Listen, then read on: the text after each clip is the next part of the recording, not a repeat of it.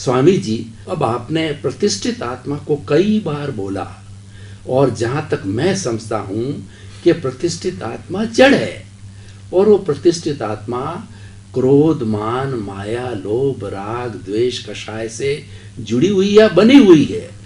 तो जब इस प्रतिष्ठित आत्मा को मैंने मेरे दार्शनिक बंधुओं के बीच में रखा, तो उन्होंने कहा ये आत्मा शब्द क्यों यूज कर रहे हो आप?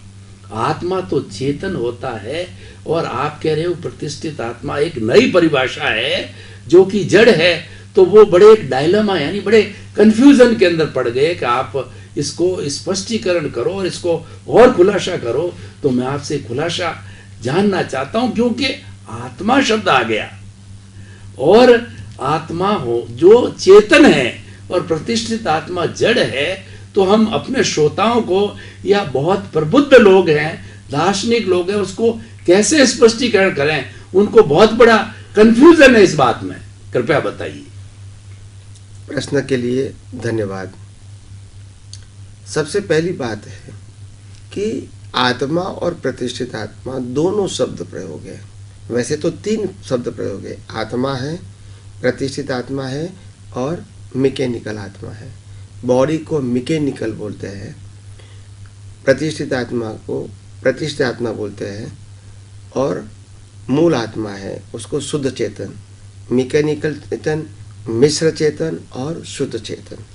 मैकेनिकल चेतन का मतलब होता है मन वचन काया, जो उसका क्रिएटर, ऑपरेटर, डिस्ट्रॉयर कुदरत है। मगर जहाँ तक अज्ञान है वहाँ तक हम यही मानते हैं कि मैं ही शरीर हूँ, मैं ही शरीर को चलाने वाला हूँ, और जो भुगतान होती है वो मैं ही करता हूँ। यानी वो मैकेनिकल आत्मा है, मूल आत्मा नहीं है। मगर लोग मानते हैं कि मैं हूँ, बस इसीलिए उसको मैकेनिकल आत्मा बताया आध्यात्म की दृष्टि से। दूसरा है प्रतिष्ठित आत्मा, जो मैकेनिकल नहीं है, मैकेनिकल चेतन नहीं है, मिश्र चेतन है। यानी प्रतिष्ठित आत्मा न चेतन है न जड़ है, वो दोनों का कॉम्बिनेशन से बना है। आत्मा की शक्ति और भाव शक्ति, ये दोनों मिलके कर्म बनता है। जिसे कोई व्यक्ति कोई भी भाव करता है, अच्छा या बुरा, इसी दुनिया में जो प्योर मॉलिक्यूल्स यानी शुद्ध परमाणु है वो शक होते हैं। परमाणु तो जड़ है मगर वो शक होते हैं, और मेरे भाव के मुताबिक उसके ऊपर कोट लग जाता है, और आत्मा की हाजिरी से, आत्मा की शक्ति से वो चार्ज होता है। तो इसीलिए वो कर्म चार्ज हो गया, एक कर्म। तो कर्म चार्ज हो गया। अभी कुदरत इसको द्रव्य, क्षेत्र, काल और भाव के आधार से संयोग देके उसका रिजल्ट देगी, या तो विसर्जन करेगी, या सर्जन विसर्जन। चार्ज का क्या करेंगी? डिस्चार्ज करेंगे नेक्स्ट बर्थ में। तो प्रतिष्ठित आत्मा न जड़ है न चेतन है, शरीर अकेला जड़ है। प्रतिष्ठित आत्मा मिश्र चेतन है, जिसमें जड़ और चेतन का कॉम्बिनेशन है। परमाणु जड़ है, भाव मिश्र चेतन है, और आत्मा शुद्ध चेतन है। ये तीनों का कॉम्बिनेशन इसके अंदर है, इसलिए इसको मिश्र चेतन बताया। और मिश्र चेतन से ही कर्म बनते हैं। और जो आत्मा है वो शुद्ध चेतन है। शुद्ध चेतन के अंदर न कर्म चार्ज करने की क्षमता है, न कर्म को डिस्चार्ज करता है। मगर उनकी हाजिरी के बिना कर्म चार्ज भी नहीं होते हैं और डिस्चार्ज भी नहीं होते हैं। प्रतिष्ठित आत्मा, आत्मा की हाजिरी के बिना कुछ नहीं कर सकता है, क्योंकि प्रतिष्ठित आत्मा आत्मा नहीं है, तो प्रतिष्ठित आत्मा का अस्तित्व ही नहीं होता है।